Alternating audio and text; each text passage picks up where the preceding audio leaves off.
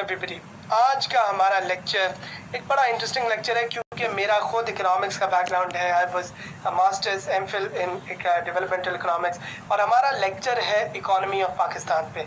क्या इकोनॉमी के मसले हैं, इससे क्या इफ़ेक्ट होते हैं, इससे क्या सोल्यूशन होते हैं। देखिए, ये बात मैं आपको बताना चाहूँगा कि इन लेक्चर्स का पर्पज़ है आपको एक गाइडेंस देना और आपको एक डायरेक्शन देना कि आपने क्या पढ़ना है, किस तरह पढ़ना है। इनका ये मकसद नहीं है कि आप किताब ना पढ़ना है छोड़ दें, ये तो आपके किसी क्लास का भी ये मकसद नहीं होता ट्यूशन के अंदर। तो आपका मकसद है कि इंपॉर्टेंट चीज़ें, और मैं कोशिश करता हूँ उतना ही बताऊँ जितना आपके लिए CSS में रेलिवेंट है। वरना इकोनॉमी के ऊपर मास्टर्स PhD भी है और इकोनॉमी के ऊपर जो है ना आपका एक 20 नंबर का क्वेश्चन भी है। तो मैंने उतना ही तैयार करना है जितनी आपको ज़रूरत है। That is something that you need, कि आपको कोई गाइड कर दे कि कहाँ रुकना है। ठीक है, so make use of it. ठीक है, आगे चलते हैं। इकोनॉमी पाकिस्तान की देखो, पाकिस्तान एक ऐसा मुल्क है जो एग्रीकल्चर पे बेस्ड था। शुरू से ही हमारा जो है ना इकोनॉमी के एक इशू क्रिएट हुआ था, क्योंकि आपको मैंने बताया था एक लेक्चर के अंदर पहले कि जो है ना कायद आज़म जब आए, स्टेट बैंक था, पाकिस्तान फंड था, हमारे पास पैसे नहीं थे, इंडस्ट्री स्टार्ट करनी थी। और अयूब खान का जब टाइम आया तो हमने कैपिटलिज्म और हमने जो है ना इंडस्ट्रियलाइजेशन और इन चीज़ों के ऊपर बहुत ज़्यादा फोकस किया और हमारा काफ़ी हद तक जो है ना उसके ऊपर काम भी हो गया। अब जो है ना उधर से, लेकिन उधर कंसोलिडेट हो गया, इनइक्वालिटी क्रिएट हो गई और आहिस्ता आहिस्ता हम लोगों ने इकोनॉमी के अंदर इतना फोकस नहीं किया। हमने इकोनॉमिक डेवलपमेंट के अंदर हम इंफ्रास्ट्रक्चर प्रोजेक्ट्स, बड़ी बड़ी चीज़ों के ऊपर लगे रहे, लेकिन हमने इकोनॉमी को शायद उस तरह से वैल्यू नहीं किया जैसे एक इकोनॉमिस्ट को करना चाहिए। और अब हम जो है ना सोच रहे हैं पाकिस्तान कोऑर्डिनेशन कमेटी वगैरह में कि किस तरह से क्या स्टांसेस हमें लेने चाहिए इसके ऊपर। तो सबसे पहले तो मैं आपको समझाना चाहूँगा एक बड़े लेमैन टर्म्स में, क्योंकि मैं तो इकोनॉमिस्ट हूँ, तो मैं आपको इस तरह से बताऊँगा जैसे एक बंदा जिसने बिल्कुल इकोनॉमिक्स नहीं पढ़ा हुआ उसको भी समझ आ जाए। सबसे पहले जो एक लफ्ज़ है वो होता है ट्रेड अकाउंट डेफिसिट। वो हमारा बहुत बड़ा है। मैंने जान के स्टैट्स इसमें नहीं डाले क्योंकि देखो स्टैट्स चेंज होते रहते हैं। आप जब भी ऑनलाइन लेक्चर जिस भी टाइम पे लोगे, आप अपने स्टैट्स खुद देखो from economic survey of Pakistan, economic survey of Pakistan. ठीक है, ये एक सोर्स है। एक आपकी वर्ल्ड बैंक जो है उसका डेटाबेस एक सोर्स है। एक आपकी जो है ना वर्ल्ड इकोनॉमिक फोरम है, कई दफ़ा उसके ऊपर जो है ना बात कोई स्टैट्स वो भी लगाते हैं। सिमिलरली आपकी स्टेट बैंक की रिपोर्ट है। ठीक है, वो आपकी ये सारे के सारे सोर्सेज हैं और ख़ुद स्टैट्स निकाल लेना। ठीक है, ताकि जो है फ्रेश आपका नए स्टार्ट्स आपके पास हो। ठीक है, लेकिन मैं आपको मेन मसले समझाता हूँ। ये देखो trade account deficit. Trade account deficit का क्या मतलब है? हमारे इंपोर्ट्स जो हैं वो बढ़ रहे हैं। हमारे इंपोर्ट्स जो हम चीज़ें मंगवाते हैं वहाँ से वो बढ़ रहे हैं और हमारे एक्सपोर्ट्स जो कि हमारी जो है जो हम चीज़ें बेचते हैं, दुनिया में भेजते हैं, वो डिक्रीज़ कर रही हैं, वो कम हो रही हैं ओवर टाइम। और हमारा ये गैप क्रिएट होता जा रहा है। एक आम बंदा है वो चीज़ें ज़्यादा ख़रीदता है और चीज़ें बेचता कम है, उसका ख़र्चा बहुत ज़्यादा बढ़ जाता है। और सिर्फ जो है ना ये मैंने ये बताया कि सिर्फ क्वान्टिटी की बात नहीं है कि जो है ना चीज़ें ज़्यादा हैं, चीज़ें कम हैं, लेकिन वैल्यू की भी जो उसकी क्वालिटी है, वैल्यू एडेड प्रोडक्ट क्या होता है? एक जो है ना आपकी खेत के अंदर आपका कॉटन लगता है, उस कॉटन को आप लूम्स में कन्वर्ट करते हैं, हमने वैल्यू ऐड की। आप लूम्स को थ्रेड में कन्वर्ट करते हैं, हमने और वैल्यू ऐड की। थ्रेड को हमने क्लॉथ में कर दिया और वैल्यू ऐड की। अब द पॉइंट इज जब आप वैल्यू ऐड करते हैं तो उसकी प्राइस भी बढ़ जाती है। तो बजाय कि खाली कॉटन को हम बेचें, अगर हम टेक्सटाइल्स को बेचते हैं तो ज़्यादा पैसा है, तो आपको मूव अप करना पड़ता है इस वैल्यू एडेड की चेन में। लेकिन हम क्या करते हैं, हम basic raw materials, basic goods हम जो है ना वो डिलीवर करते हैं। हम वैल्यू एडेड के ऊपर फोकस नहीं करते। हम लेबर इंटेंसिव प्रोडक्ट्स जो है ना उसके ऊपर फोकस करते हैं, जो कि जिसके अंदर लेबर ज़्यादा लगती है, जिसमें काम ज़्यादा होता है। बट हम कैपिटल इंटेंसिव एक छोटी सी सिलिकॉन चिप बनाई है और एक कंटेनर खिलौनों का बनाया है, तो पॉइंट इज वो एक सिलिकॉन चिप शायद उससे महंगी जो है ना बिकेगी। तो कैपिटल इंटेंसिव नहीं, लेबर इंटेंसिव, जो ऐसी चीज़ें हैं जो कि जिसमें लेबर ज़्यादा है। तो हम वैल्यू ऐड हम क्वांटिटी में भी नहीं बढ़े और हम क्वालिटी में भी नहीं बढ़े। उसके बाद एक वर्ड होता है फिस्कल डेफिसिट। मैं सारों को साथ साथ एक्सप्लेन कर रहा हूँ उनके लिए जिन्होंने पहली दफ़ा भी ये पढ़ा है। उसके बाद यार ये है कि आपकी फिस्कल डेफिसिट, मैं चीज़ें ज़्यादा जो है ना पहले ख़रीद रहा था और जो है कम बेच रहा था, लेकिन अब उसकी वजह से मेरी टैक्सेशन जो है अब मुझे तो पैसा चाहिए, अब पैसा कैसे आएगा? मुल्क के अंदर रेवेन्यू का सोर्स होता है टैक्सेशन। टैक्सेशन आपकी लो है, टैक्सेशन आपकी इतनी लो है कि दुनिया के अंदर आपके टैक्स टू जीडीपी रेशो जो है वो सबसे कम में आता है बहुत सारे मुल्कों के अंदर से। ठीक है, आपकी जो टैक्सेशन जो आप चार्ज करते हैं, जो आप लोगों से टैक्स लेते हैं, वो इनडायरेक्ट टैक्सेशन है। इसका क्या मतलब है? वो टैक्सेशन जो आपकी कंजम्पशन पे लगता है, आपने टेलीफोन का बिल देना है, आपने जो है ना एक जो है ना वो आपने खरीदना है, कॉलिंग कार्ड खरीदना है, उस पर जो पैसा पड़ता है उसको कहते हैं इनडायरेक्ट टैक्स। वो इनडायरेक्ट टैक्स जो है गरीब और अमीर ने एक ही जितना देना होता है। वो गरीब और अमीर अपनी जो है ना कंजम्पशन पे एक ही जितना टैक्स देता है। अमीर की तनख्वाह का परसेंटेज वो बहुत थोड़ा होता है, गरीब की तनख्वाह का शायद ज़्यादा बड़ा परसेंटेज होता है। इस वजह से एक डिसप्रपोर्शनेट बर्डन आता है, उनके ऊपर एक बर्डन क्रिएट हो जाता है जो कि शायद जो है ना नहीं होना चाहिए। इनडायरेक्ट टैक्सेशन से हमें डायरेक्ट टैक्सेशन पर जाना चाहिए। उनको हम क्यों नहीं देखते जो बड़े बड़े इंडस्ट्रियलिस्ट जो तनख्वाह जो है ना सैलरीज नहीं देते, जो वो सॉरी जो है ना टैक्स नहीं देते, बड़े बड़े इंडस्ट्रियलिस्ट जो कि जो है ना बिजली के बिल नहीं भरते, जो आपके एग्रीकल्चर सेक्टर है जिसके अंदर जो है आपका एग्रीकल्चरल इनकम के ऊपर टैक्स नहीं है, तो बड़े बड़े जिम्मेदार जो है वो टैक्स अवॉइड करते हैं। आपके जो है ना आपकी टैक्सेशन के टैक्स नेट के अंदर बहुत कम लोग हैं। बहुत टैक्स नेट किसको कहते हैं कि कितने लोग आपके टैक्स के इस डेटाबेस के अंदर है, वो कम है। उसके साथ जो है आपके अब टैक्स तो हमारा कम ही है, हमारा टैक्स टू जीडीपी रेशो कम हो गया, ये बात तो समझ आ गई। अब हमारे एक्सपेंडिचर्स बहुत ज़्यादा है, हमारे खर्चे ज़्यादा है, हम मेगा प्रोजेक्ट्स करते हैं, हमारे फिस्कल लूप होल्स, हमारी करप्शन है, और हमारे वैसे ही जो है ना पैसों की मैनेजमेंट जो है ना आप इस तरह करते हैं कि हम पैसा कम नहीं करते। हमारी लाविश लाइफस्टाइल से यहाँ पर इमरान खान ने ऑस्टेरिटी मेजर्स शुरू किए हैं, बट लेट्स सी कि वो किस तरह चलते हैं। बट फिस्कल लूप होल्स है हमारे पास जो है ना, हमारे खर्चे बहुत ज़्यादा हैं, हम लोग पैसा बहुत ज़्यादा खर्च करते हैं और पैसा हमारे पास आ कम रहा है। तो आप हम खरीदते चीज़ें ज़्यादा है, बेचते हम चीज़ें कम है, पहली बात। दूसरी बात है कि अगर पैसा हमें चाहिए उसके लिए, लेकिन हमारे रेवेन्यूज़ बहुत कम है, हम पैसा लेते बहुत कम है, हम खर्च बहुत ज़्यादा करते हैं। तो अब हम क्या करें? अब हम एक ही चीज़ करते हैं और वो हम करते हैं कर्ज़ा लेना। जब हम कर्ज़ा लेना शुरू करते हैं तो 40%, इसको मॉनेटरी डेफिसिट कहते हैं, 40% आपके जो है ना आपकी जो एक्सपेंडिचर है पूरे मुल्क का वो आपके कर्ज़ों के ऊपर लग जाता है। आपकी कर्ज़ों की डेट सर्विसिंग के मतलब कर्ज़ा वापस करना, उसका इंटरेस्ट रेट पे करना, उस चीज़ के ऊपर, क्योंकि कर्ज़ा के ऊपर मैं 100 रुपये लिया तो मैं उसका 10% इंटरेस्ट, 2%, 4%, 5% एक इंटरेस्ट आप पे करते हैं। कर्ज़ों पे इंटरेस्ट पे करना और प्रिंसिपल अमाउंट जो उसकी मेन जो है चीज़ है, जो पैसा है, उसको पे करने पे 40% हमारा लगता है। 20% तो हमारा आर्मी का बजट है और फिर उसके बाद जो है ना 40% ही रह जाता है, जिसमें हमने स्कूल भी बनाने, अस्पताल भी बनाना, सूबों को भी देना, जो है ना डैम भी बनाने, सब कुछ करना है। आप खुद ही देखो, डेफिसिट फंडिंग होती है कि हम पहले एक डेफिसिट रन करते हैं। जो हम डेफिसिट रन के, डेफिसिट किसको कहते हैं? खर्चा हमारा ज़्यादा है, रेवेन्यू कम है, डेफिसिट हो गया, उसको हम कर्ज़ों से ख़त्म करते हैं। कर्ज़ों को पे करने के लिए हमारे पास पैसा नहीं होता तो हम एक डेब्ट ट्रैप में चले जाते हैं जहाँ हम कर्ज़ा ख़त्म करने के लिए कर्ज़ा लेते हैं। समझ रहे हो? ये बहुत ज़्यादा ज़रूरी चीज़ है। सिमिलरली आप बोरो करते हो स्टेट बैंक से, आप अपने ही स्टेट बैंक से पैसे लेके बोरो करते हो और बोरो करके जो है आप उसको जो है ना बेच देते हो उसके अंदर। तो आप जो है उसके बाद आपका क्या सिनेरियो है? आपके पास एक सर्कुलर डेट है। सर्कुलर डेट मेरा एनर्जी वाला, एनर्जी और वाटर का जो आप मेरा लेक्चर है उसको रेफ़र करना, आपको सर्कुलर डेट का भी पता लगेगा। बट होता ये है कि जब जो है एनर्जी सेक्टर के अंदर ऑलमोस्ट 400 बिलियन आपके रुपीज़ जो है उसका आपका सर्कुलर डेट था, और आपके जो है ना इसके अंदर ये है कि पावर कंपनीज पीछे से आपने तेल ख़रीद लिया, आगे जो है आपके पास कलेक्शन नहीं है या आपके IPPs पैसा नहीं दे रहे, तो तेल के पैसे तो पड़ गए जो है ना। आप एक सर्कुलर डेट है कि एक जगह से इस पूरे चेन का, लेकिन ये बातें आपको समझ, एनर्जी वाले लेक्चर को देखो कि पूरी चेन में से एक भी पैसे ना दे तो पूरी चेन के ऊपर जो है ना कर्जा चढ़ जाता है। एक उससे पे करता है, वो उससे पे करता है, उससे लेके पे करता है, इस तरह करके हमारा सेविंग्स रेट लो है। आप खुद देखो कि हमारे पास जो पैसे होते हैं वो सारे के सारे पैसे लग जाते हैं खर्च करने में, कंजम्पशन में लग जाते हैं। हमारा savings rate is less than 10% इन अ वे। इसको मेरे ख्याल से जो है 9% है कि 10% है, बट जो है आप ये चेक कर लेना, शायद चेंज हो गया हो। बट इशरत हुसैन कहता है 15 से 20% आपका सेविंग्स रेट होना चाहिए, क्योंकि इकोनॉमिक्स का कॉन्सेप्ट है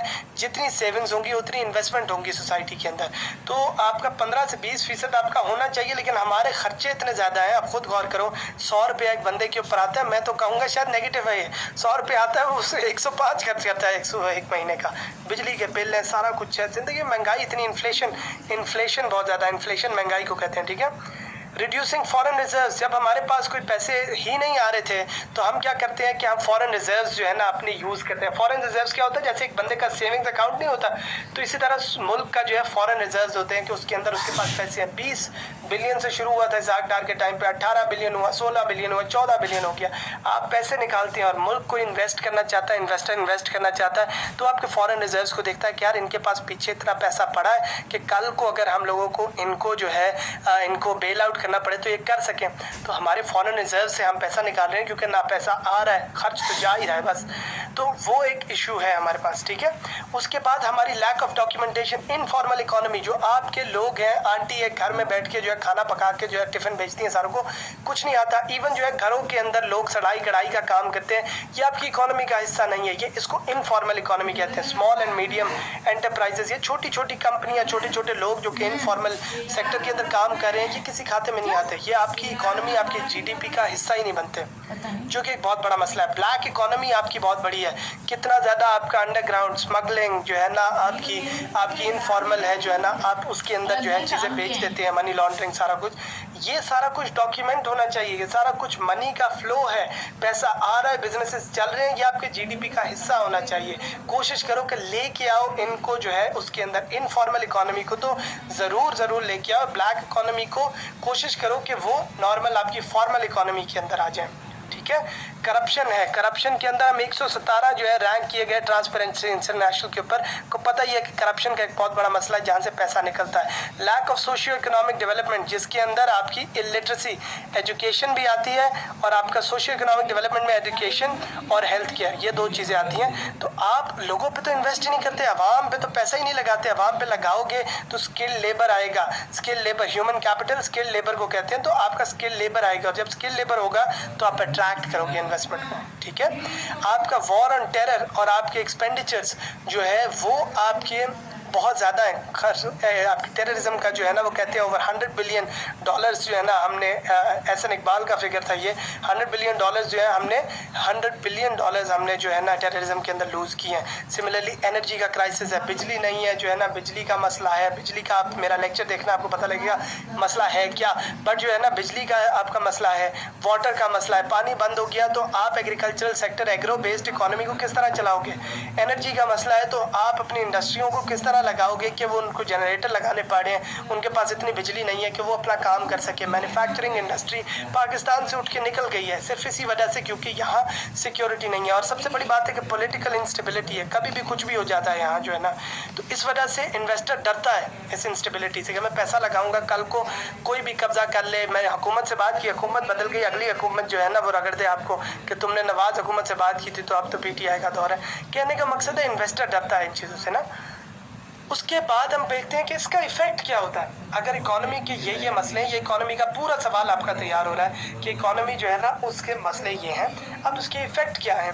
इफेक्ट ये है कि यार आपका जो एसेट है, आपका यूथ जो कि 60% पाकिस्तान जो है वो आपका 30 साल से कम है, तो वो जो यूथ है वो एक बर्डन बनता जा रहा है आपके लिए कि आप ना उनको पढ़ा रहे हो, ना लिखा रहे हो, ना उन पर पैसा लगा रहे हो। कल को वो जो है अनएम्प्लॉयड होंगे और आप ही के लिए एक बहुत बड़ा बर्डन क्रिएट हो जाएंगे, ठीक है। लैक ऑफ ह्यूमन कैपिटल, आपका जो है ना ह्यूमन कैपिटल कम हो रहा है। आप जो है ना आपके पास स्किल लेबर ही नहीं है, स्किल लेबर नहीं है तो इन्वेस्टर क्यों आएगा आपको। इन्वेस्टर फिर चाइना जो है अपने बंदे लेके आता है ताकि जो है ना आप उनके ऊपर करो। और एक और इसके अंदर मैं कहूँगा वही वीक पॉलिटिकल लेवरेज है डिप्लोमेटिक एंड इकोनॉमिक डिस्कशंस के अंदर कि अब हम सीपेक शुरू किया तो सीपेक के अंदर जो फर्में लग रही हैं उसमें पाकिस्तानी लेबर होना चाहिए। सीपेक में जो फर्म्स लग रही हैं उनके अंदर पाकिस्तानियों को ट्रेन करो, टेक्नोलॉजी ट्रांसफ़र करो। ये हम अगले अभी सोल्यूशन में बात करेंगे, बट टेक्नोलॉजी ट्रांसफ़र करो, इन चीज़ों पर फोकस करो। हमारे यहाँ इफेक्ट सब क्या हो रहे हैं कि हमारे पास फॉरेन डायरेक्ट इन्वेस्टमेंट, बाहर से पैसा ही नहीं आ रहा, ओवरसीज़ पाकिस्तानी पैसा नहीं भेज रहे बल्कि पैसा यहाँ से निकल के जा रहा है, तो दैट क्रिएट्स अ डिफरेंस। एक और इफेक्ट है कि आपकी करेंसी जो है डॉलर वीक, वो आपका रुपी जो है वो वीक होता जाता है क्योंकि आपकी फंडामेंटल स्ट्रांग नहीं है, आपकी बेसिस स्ट्रांग नहीं है आपकी, उसकी आपको रिलाई करना पड़ता है इंटरनेशनल फाइनेंशियल इंस्टीट्यूशन जैसे IMF, जैसे Asian infrastructure and investment bank के ऊपर जो चाइना के अंदर है, IMF अमेरिका के अंदर है, दोनों पे आपको रिलाई करना पड़ता है, उससे कर्जे लेने पड़ते हैं बार बार IMF के। इस वजह से क्योंकि आप अपने खर्चे, आपने देखा ही अभी मसले क्या है, इन मसलों के अंदर आपके रेवेन्यूज़ नहीं है। कोशिश करो, अभी हम बात करते हैं क्या करना चाहिए, कोशिश करो कि उन चीज़ों को करो ताकि आपको IMF के पास जाना ही ना पड़े। वो तो बैंक है, वो तो अपनी शराइत रखेगा, ठीक है, उन्होंने तो पैसा अपना रिकवर करना है। डिमिनिशिंग इन्वेस्टमेंट है सोशियो इकोनॉमिक डेवलपमेंट के अंदर। सोशियो इकोनॉमिक डेवलपमेंट मैंने आपको बताया आपकी हेल्थ केयर एजुकेशन है। आप सिर्फ 3.5% अपना जो है ना एजुकेशन के ऊपर बजट लगाते हो एक्सपेंडिचर का, सिर्फ 0.75 ऑलमोस्ट जो है ना आप हेल्थ केयर के ऊपर लगाते हो। तो आप अपने बंदों पे इन्वेस्ट नहीं करोगे, आवाम पे इन्वेस्ट नहीं करोगे तो किस तरह होगा। देखते हैं PTI हुकूमत अल्लाह करे कि जो है ना उसको अगर वो करते हैं, इन्वेस्ट करते हैं इन चीज़ों पे, that is going to be a positive change, लेकिन करने की बहुत ज़रूरत है। तो हम इसके ऊपर बात करते हैं कि यार सोल्यूशंस क्या है, हमें क्या करना चाहिए इसको ख़त्म करने के लिए। तो बहुत ज़्यादा ज़रूरी है कि यार हमें अपना एक्सपेंडिचर कम करना चाहिए, ऑस्टेरिटी मेजर्स। लेकिन ऑस्टेरिटी मेजर्स का मतलब ये नहीं है कि आप DCAC के सिर्फ घर छोटे घर दो। ऑस्टेरिटी मेजर्स का मतलब है जो आपकी करप्शन होती है, आपकी जो है ना आपकी जो इतने लैविश लाइफस्टाइल है पॉलिटिशियंस का, और वो जिस तरह से मेगा करप्शन स्कैंडल्स आते हैं उन पे क्रैक डाउन करो। उनसे मुल्क जो है ना नहीं जाता, DCAC के घर से मुल्क जाता है जब बड़े बड़े इंडस्ट्रियलिस्ट ना अपनी जो है ना बिजली के बिल पे करते हैं, ना जो है ना अपने टैक्स पे करते हैं, जब बड़े बड़े जिम्मेदार टैक्स नहीं पे करते, जब आपकी स्टील मिल पे अरबों की करप्शन होती है, उन जगह है ऊपर से स्टार्ट करो और नीचे तक लेके आओ उसको।